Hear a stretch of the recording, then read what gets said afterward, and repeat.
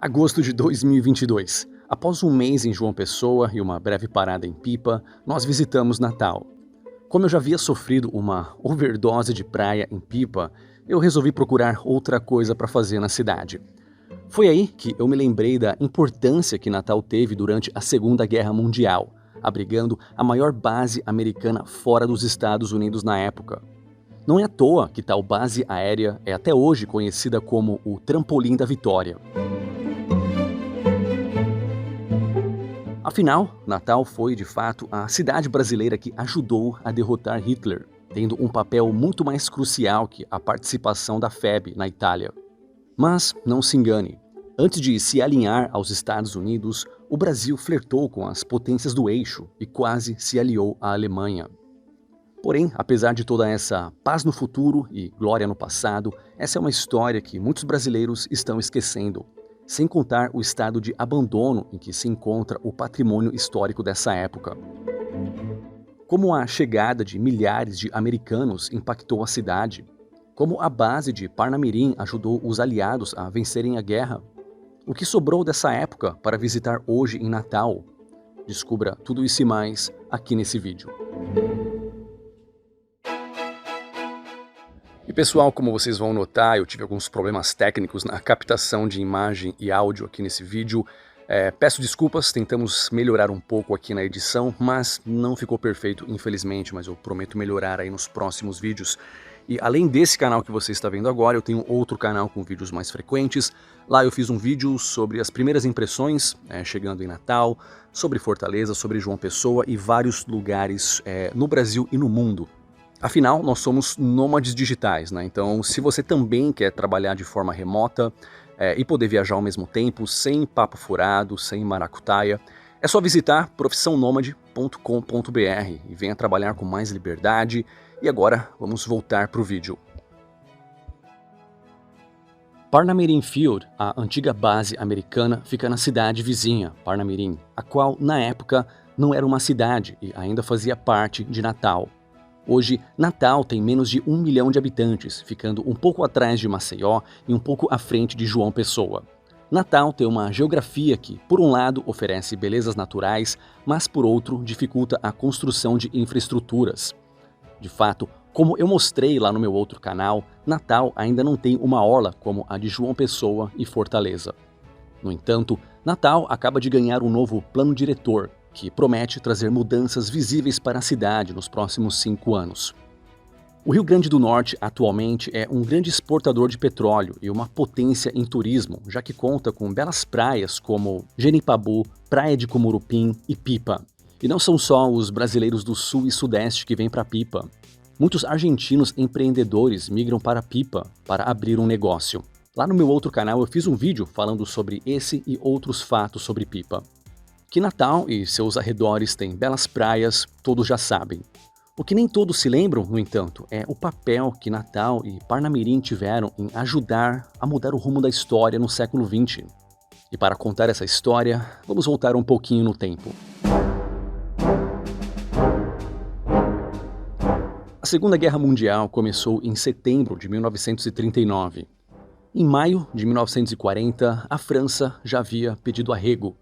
Em junho de 1941, a União Soviética entrou na briga após uma invasão da Alemanha.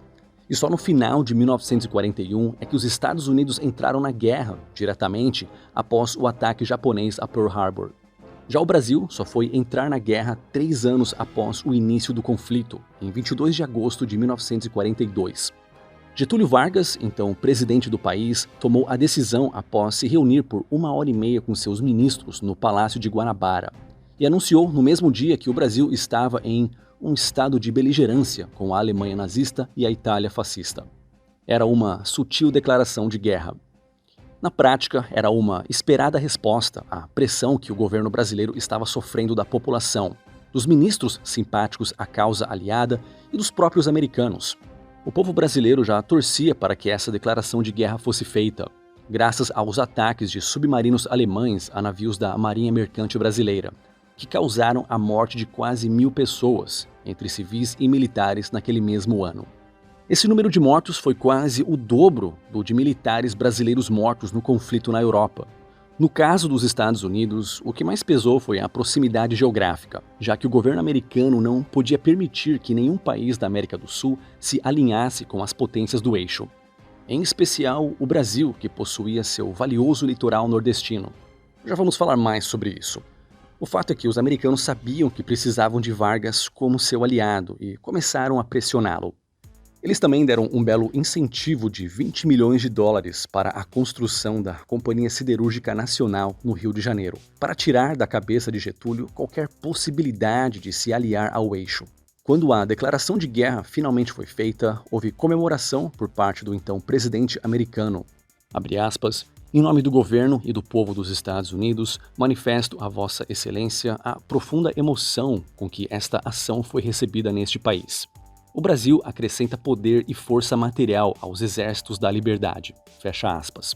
Já na Alemanha, a reação inicial foi de indiferença e sem surpresas, considerando que o Brasil já estava colaborando com os Estados Unidos por baixo dos panos antes do episódio. No final das contas, o Brasil teve muitas dificuldades para cumprir um papel mais ativo no conflito. Sendo na época um país com uma população majoritariamente analfabeta, rural e com uma economia baseada na exportação de commodities, o Brasil não tinha infraestrutura suficiente para o esforço de guerra que aquele conflito exigia.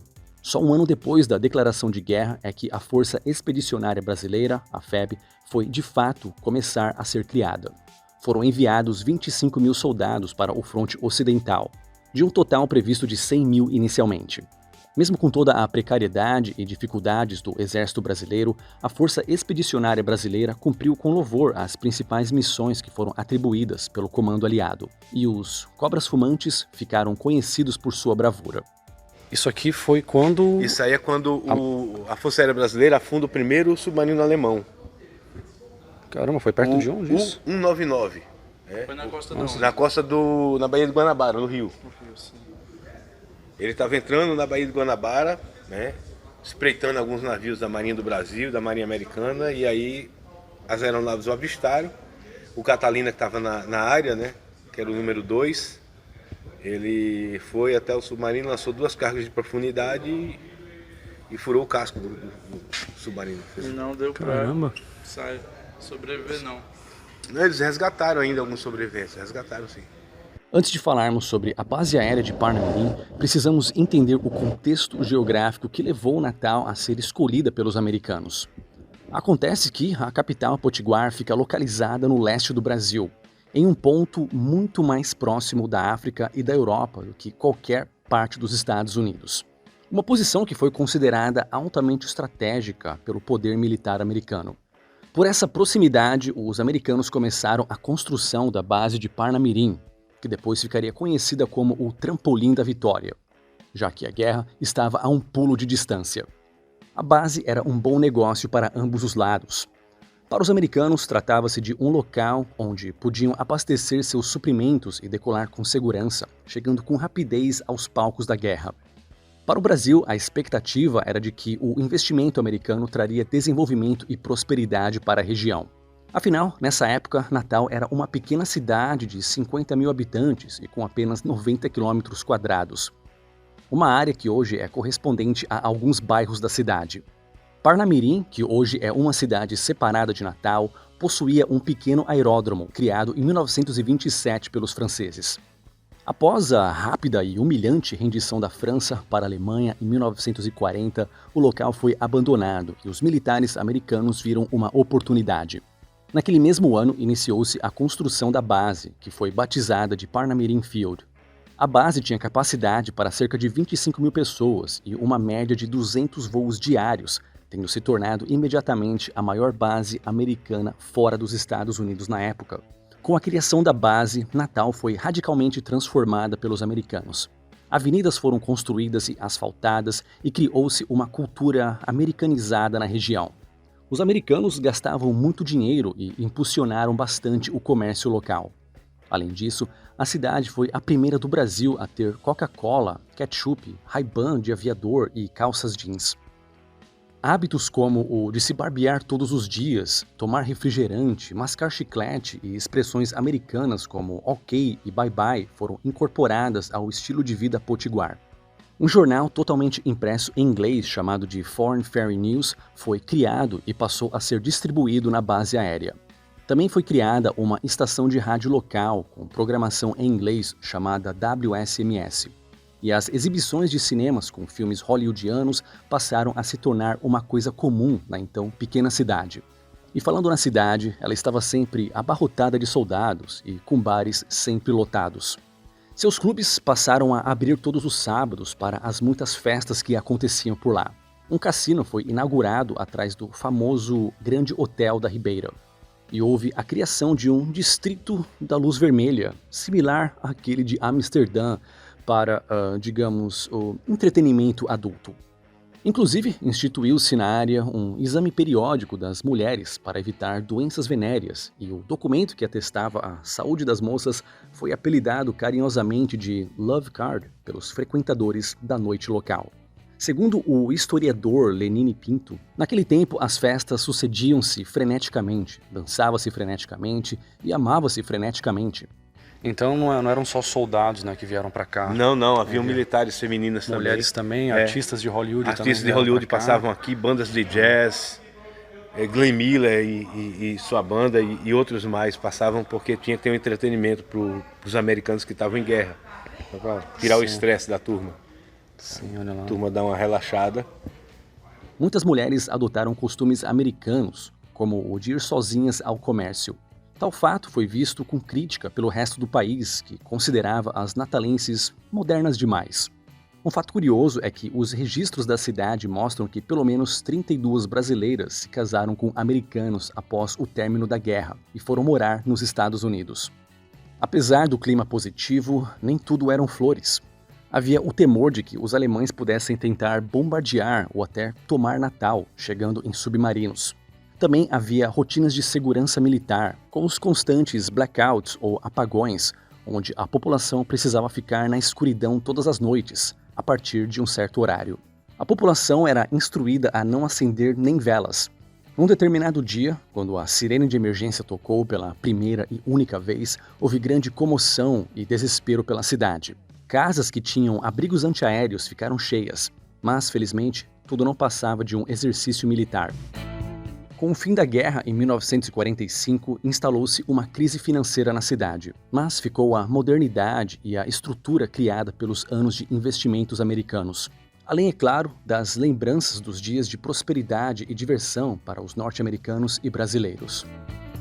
Aqui tem mais história, né, sobre o desenrolar da guerra, né, a Batalha de Berlim. Sim, sem dúvida nenhuma. O avião que levou a bomba atômica. A gente faz um panorama total, né? E agora estamos saindo aqui do Centro Cultural de Parnamirim, né, o Trampolim da Vitória, né, e ganhei uma lembrancinha aqui, né, do lugar, do Davi, que é inscrito aí no canal, me trouxe para cá para conhecer o lugar, então, cara, muito obrigado. E a sua família tem uma história aqui, né, o seu bisavô, 2 bisavôs. Meus 2 bisavôs participaram do esforço de guerra, os 2 militares estavam no exército brasileiro durante o tempo de guerra e fizeram parte dessa história. Caramba, tem até algumas medalhas aqui, né? Tem. Legal, vou mostrar aí pra vocês. De quando que foi essa foto? 28 de janeiro de 1943. É o encontro de Vargas e Roosevelt aqui em Natal. Eu chamo de Conferência do Potengi, porque eles se encontraram primeiro dentro de um navio lá no Rio Potengi. Ah, sim. No USS Humboldt. Em 1943, os presidentes Franklin Roosevelt e Getúlio Vargas do Brasil estiveram pessoalmente na base para a ocasião do envio de tropas americanas e brasileiras para o conflito na Europa. Os dois andaram pela cidade e reconheceram novamente a posição estratégica do lugar e fizeram planos sobre acordos de parceria entre o Brasil e o Bloco dos Aliados. O que muitos não se lembram é que, apesar do clima amistoso e dos laços entre os países, o Brasil flertou com uma possível aliança com a Alemanha e o Bloco do Eixo durante o conflito. Durante os anos 30, o Brasil fazia mais transações comerciais com a Alemanha do que com os Estados Unidos. Em 1940, o presidente Getúlio Vargas chegou a comentar sobre a tomada de Paris pelos alemães elogiando as, abre aspas, nações fortes que se impõem pela organização baseada no sentimento da pátria e sustentam-se na convicção da própria superioridade, fecha aspas. Mais do que isso, o período da Era Vargas, também conhecido como Estado Novo, que durou de 1937 a 45, foi explicitamente ditatorial, com uma certa inspiração no bigodinho da Alemanha e o trapalhão da Itália. Getúlio Vargas instaurou um aparato político e policial semelhante aos desses países, mantendo com eles relações estreitas até 1941. Além disso, é fato conhecido que Getúlio criou o regime de trabalho da CLT, baseado na Carta del Lavoro de Mussolini. Foi um período onde o Estado era centralizador, antiliberal e, claro, corporativista, em que a máquina pública colocou seus tentáculos em todas as áreas, tendo inclusive ocorrido a supressão do parlamento. Na época, o governo de Getúlio justificou tal supressão como questões técnicas necessárias para a modernização da sociedade. Com isso, corpos técnicos passaram a apresentar soluções para que o ditador, presidente, pudesse tomar suas decisões. E tudo pelo bem do povo e da nação, ou pelo menos assim os políticos diziam. Nós já contamos como o Brasil foi parar na guerra, mas o que teria acontecido se o Brasil tivesse seguido os planos de Vargas e se aliado ao Eixo? Bem, é difícil conjecturar sobre coisas que jamais aconteceram, mas podemos imaginar alguns fatos. Para os Estados Unidos, ter o Brasil como inimigo seria como ter uma onça em seu quintal, onde o Eixo poderia criar diversas bases aéreas e suprir navios e submarinos para fazer ataques, talvez até diretos aos Estados Unidos. Além disso, o Brasil era um grande fornecedor de commodities e matérias-primas, o que certamente teria um impacto na logística da guerra. Apesar disso, é improvável que o Brasil como aliado teria sido suficiente para mudar o resultado final da guerra nessa altura.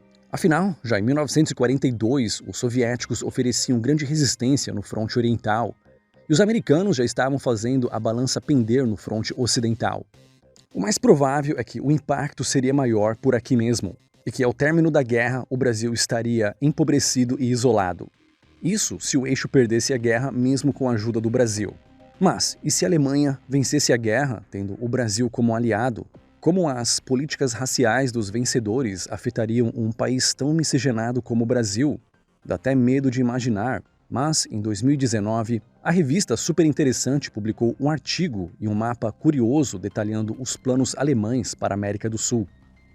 Mas é melhor deixar esse assunto para outro vídeo. Hoje, considera-se que, tendo servido de apoio às tropas americanas que se dirigiam aos combates na Europa e África, Natal contribuiu significativamente para o sucesso dos aliados. Mas essa incrível história é muitas vezes ignorada pelos brasileiros. Parte da culpa disso é do pouco esforço que existe no Brasil no sentido de preservar nossa história. O local da base aérea de Parnamirim foi convertido no Aeroporto Augusto Severo, o principal do Rio Grande do Norte, até 2014, ano em que foi desativado. Atualmente, o local se converteu em um museu que fala sobre a participação de Natal durante a guerra. Eu aprendi bastante coisa ao visitar o Centro Cultural Trampolim da Vitória. É muito bom ver essa história sendo ensinada a turistas e alunos do ensino médio. No entanto, ao visitar o centro de Natal, eu vi alguns prédios históricos dos anos 30 e 40 abandonados e em ruínas. Será que Natal corre o risco de esquecer seu importante legado ao abandonar esses edifícios? Será que, além de investir em turismo de praia, Natal não poderia também investir em turismo histórico, dado o legado único da cidade? Por um lado, eu fico feliz de ver que uma cidade brasileira teve um papel tão importante na história recente. Mas, por outro lado, eu fico triste de ver que parte desse legado glorioso foi abandonado e esquecido. Em Parnamirim, o legado foi adiante. Em 1958, a cidade se desmembrou de Natal e se tornou a terceira maior cidade do estado. A cidade possui o maior IDH do Rio Grande do Norte, e ainda abriga projetos militares, como o Centro de Lançamento de Foguetes da Barreira do Inferno. Se você visitar o Rio Grande do Norte, aproveite suas belas praias, mas lembre-se que o estado não se resume nisso. E não se esqueça de visitar profissãonomade.com.br para descobrir como você também pode trabalhar de forma remota, sem papo furado e sem maracutaia. E vou deixá-los agora com 2 vídeos relacionados. Esse aqui sobre pipa, lá no meu outro canal, ou então esse vídeo aqui sobre João Pessoa. É só clicar e assistir e nos vemos no próximo vídeo.